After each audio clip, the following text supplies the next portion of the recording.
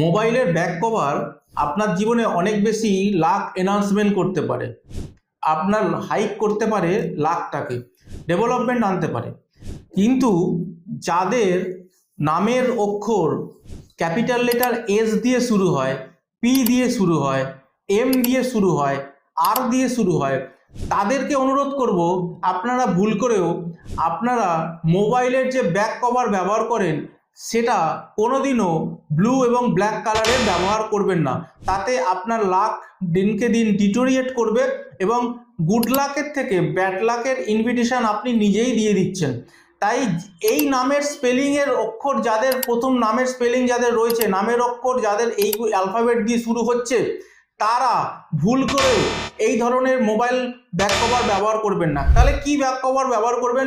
তারা চেষ্টা করবেন হোয়াইট কালারের ব্যাক কভার, রেড কালারের ব্যাক কভার, আর হচ্ছে গ্রিন বা লাইট গ্রিন কালারের ব্যাক কভার ব্যবহার করলে আপনার লাক এনহান্সমেন্ট পাবে। আর আরেকটা জিনিস করতে হবে, সেটা হচ্ছে একটা লাল কার 3 প্যাচ মতো পাকিয়ে ব্যাক কভারের নিচে রেখে তারপরে মোবাইলটা ব্যবহার করলে আপনার লাক আরও বেশি এনহান্সমেন্ট পাবে। অবশ্যই ভিডিওটা শেয়ার করুন এবং আরও লোককে, নতুন নতুন লোকের কাছে ভিডিওটা পৌঁছে দিন, যাতে ইনফরমেশনটা সবাই জেনে নিজের ভাগ্যের উন্নতি একসাথে সবাই করতে পারে।